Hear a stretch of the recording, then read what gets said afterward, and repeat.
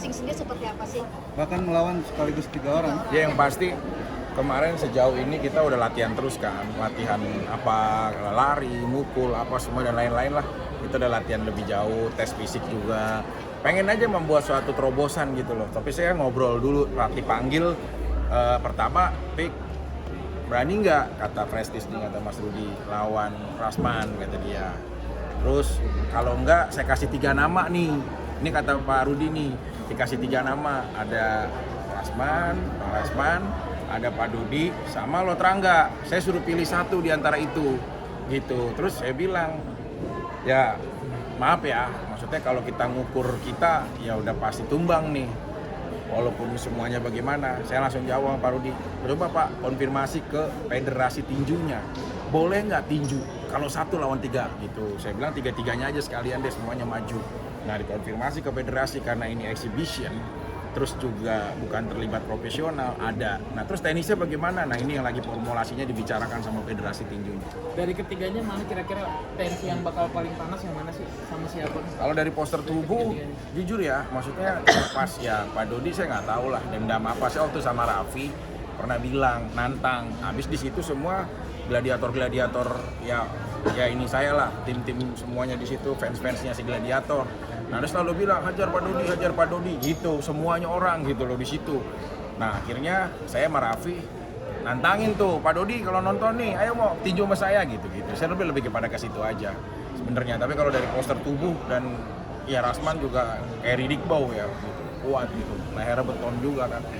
Saya nggak tahu ya di ringnya seperti apa dan bagaimana gitu. Itu lawan yang repot juga. Dan Lotrangga juga nggak diremehin, ternyata punya bela diri ya. Gitu loh. Ya kita lihat aja di ringnya. Karena yang lebih penting adalah nggak mudah sih kita mempertahankan nafas kita dengan baik 3 menit di atas ring dikali 3 berarti 9 menit kita berdiri untuk bertarung, itu bukan hal yang mudah. Mas, Tapi bener sudah nggak sih besok? diasuransi kah? Udah, Asuransi. alhamdulillah tadi dari sini asuransi. Kan pelatih tinju saya almarhum Hero Tito mungkin tahu, yang meninggal di atas ring pada pertandingan pertama saya juga lawan Aldi Taher. Nah itu kan menjadi pembelajaran buat semuanya. Akhirnya sekarang sudah ada ditanggung sama negara melalui BPJS, terus juga ada insuransinya juga. Kalau sampai terjadi apa-apa, sampai dari luka, kecacatan, bahkan sampai hilang nyawa. Kita nggak tahu, tinju itu lucky draw. Kita nggak tahu kita kepukul di mana, kita kepukul bagaimana. Pelatih aku aja, coach aku aja, almarhum Hero Tito, begitu tangguh dan kuatnya, tapi dipukul di sini, ternyata saat aku ke rumah sakit, dia kenanya di belakang. Berarti ya kita nggak tahu dia punya dipukul di ronde keberapa. Nah jadi tinju itu memang nggak olahraga yang kita bukan main bola, main badminton, main basket atau main apapun. Ini resikonya adalah ya tadi kecacatan dan kematian. Oke Mas, tadi kan sempat Pak Dodi bilang ditantang melalui media sosial Mas Vicky. Ini gimana sih ceritanya dulu? Ya aku waktu sama Raffi, waktu itu lagi Raffi berdua, aku habis tinju kan. Nah terus sama Raffi kita berdua seru-seruan, mau lawan siapa lagi? Karena yang saya bilang tadi, si gladiator itu, fans-fansnya si gladiator itu kan namanya gladiator. Dan si gladiator rame-rame itu, para gladiator itu kayak ayo pukul Pak Dodi gitu. Mewakilkan bangsa Indonesia untuk memukul Pak Dodi gitu. Jadi ya udah tuh, di situ awal mula akhirnya saya nantang Pak Dodi. Terus diem lama-lama dipertemukan di sini. Tadi sudah dipertemukan tadi hadap-hadapan sendiri, gimana nih mungkin responnya? Lumayan ya, dia dorongannya apanya. Saya sih yakin beliau punya taekwondo bener gitu. Tapi kalau Yakin. dari lu sendiri emang emosi waktu ngucapin nantang Ya. Pak Dodi apa emang gimmick aja sih? Terlepas apapun ya, banyak banget semua penduduk Indonesia, masyarakat Indonesia mewakilkan pukulannya untuk Pak Dodi kan gitu. Jadi ya udah, ini sebagai bentuk perwakilan semua para masyarakat Indonesia yang akan saya apresiasikan buat permintaan masyarakat. Mas Vicky, Tapi terakhir persiapan lo gimana sih? Ya Lawan 3 ini. pagi latihan tinju, karena kan kita nggak mudah ya, nggak tahu nih kita nih bagaimana federasi nanti bisa mengizinkan seperti apa polanya. Nah yang pasti 3 orang, 3 napas lawan 1 itu hal yang nggak mudah gitu. Kitanya harus lebih latihan. Oke Kak, dukungan dari sang DJ gimana? Usia gimana nih mungkin? Tadi dia mau ikut, Terus? cuma lagi dia nggak terlalu dia seneng sih ngelihat aku nyanyi metal. Kenapa sih kamu tinju gitu? Karena ya bagi dia di Rusia banyak juga tinju yang mengakibatkan kematian gitu. Ini Jadi- bukan olahraga yang aman gitu loh. Terus ya kan apalagi ya alhamdulillah lah kabar terakhir dia udah mau belajar Islam pelan-pelan.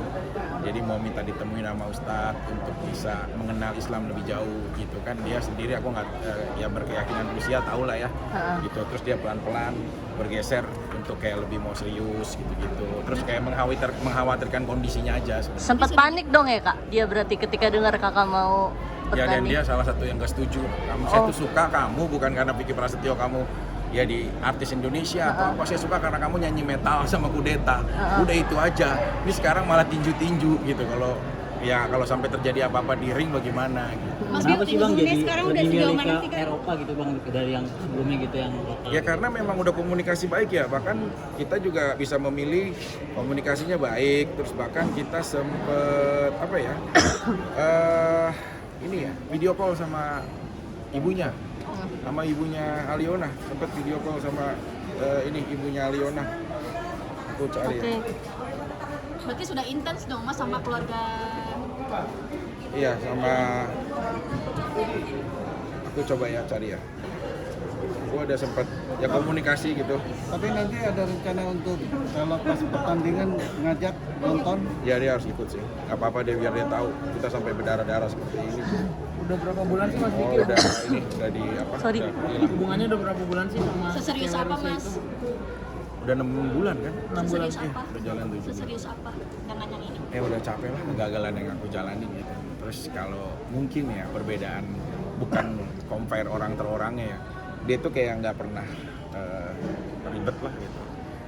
Terus menceritakan hal yang lalu gitu-gitu. Jadi pikirannya ke depan dan akan datang gitu. Jadi kalau menurut aku aman aja sih. Beda latar budaya, latar belakang, segala macam gimana Mas menerima? Ya banyak hal sih, kayak aku nggak seneng dielus gini-gini kan. Jadi itu sayang. Terus kadang-kadang dia kayak bercanda dorong-dorong gitu. Hai men, gitu. Nah itu tuh hal yang enggak gitu loh. Terus dia sempat waktu di acara nimpuk Igun sama bantal. Aku sampai ngambil bantal kan, maaf ya gitu kan. Walaupun Igunnya bilang nggak apa-apa, aku ini mau santai Vicky gitu. Cuma aku ajarin etikanya gitu. Ya lebih ini aja lah. Ya, lebih Untuk komunikasi sudah fasih Lancar, berbahasa atau gimana? Aku pakai Inggris Keraton yang memang aku udah tahu kan Inggris Keraton aku. Ya Tarzan aja yang nggak bisa ngomong, sama Zen bisa terjadi rasa sayang gitu. Tarzan apalagi kita, bahasa cinta itu luas maknanya. Ya Oke. udah kita jalanin aja. Inggris Oke, Selatan Kak. itu nggak jadi hambatan Bang? Enggak, justru kayak dia ngerti lah sekarang kalau aku tawarin, you want a breakfast? Kamu mau sarapan pagi? Terus what do you want?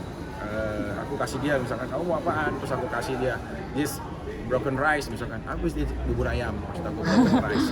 Nasinya hancur kan, broken rice. Terus dia makan.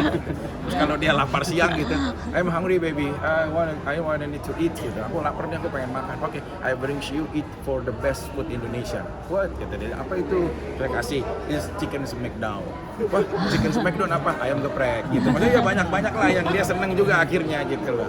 Jadi dia seneng lama-lama kan dia, Nggak ada kendala komunikasi? ya dia cari kan di Google, kata dia ini nggak ini bahasanya gitu, bubur nggak ini gitu loh. Kamu bercanda ya, slang ya? Nggak, kata aku itu lucu-lucuan. Pas dia tahu artinya akhirnya dia jadi ketawa gitu. Oke kak, sedikit mantan baru menikah ya kak? Siapa? Kalina. Gimana support Nggak tahu. dan? Mantan tahu nggak mantan? Ah. Nggak tahu. Berhubungan lagi? Nggak tahu. Udah nggak ada hubungan kan, udah selesai, memang udah masing-masing aja. Itu andai kata memang sudah menikah pun ya alhamdulillah lah. Semoga jadi pernikahan yang baik, semoga jadi pernikahan yang langgeng gitu.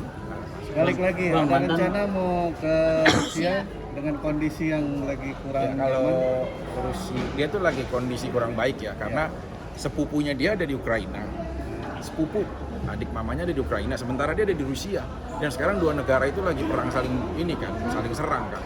Nah kondisi itu nggak pas dong kalau saya ke Rusia. Saya kan segi kuat-kuatnya gladiator ya masih ngeri ya kalau ada nuklir kiri kanan, kecuali Tetangga lah yang tadi dia bilang bisa mencegah nuklir ya. Nah kalau menurut saya sih mungkin pada saatnya tiba gitu, tapi udah video call sama mamanya, udah video call gitu semua. Dan dia kan anak tunggal, memang nggak punya adik, nggak punya kakak, nggak punya apa-apa, jadi dia anak tunggal gitu. Tapi sambilan belajar bahasa Rusia nggak sih? Karena kan bahasa Dikit. Rusia itu agak sedikit Ya kayak dia manggil aku Mili, aku manggil dia Milaya. Itu bahasa sayangnya Rusia cewek tuh dia manggilnya Milaya. Jadi hai Milaya, hai Mili dia manggil ke aku panggil dia Milaya gitu. Terus kayak kayak aku suka ngomong ya, istebla Blue Blood to Blue gitu, itu kayak I love you-nya. Terus belajar Rusia sedikit-sedikit lah, aku belajar gitu. Kan kebetulan juga ini mantanku ketiga yang Rusia ya, sebelumnya aku pernah Rusia juga, cuma orang Moskow, beda.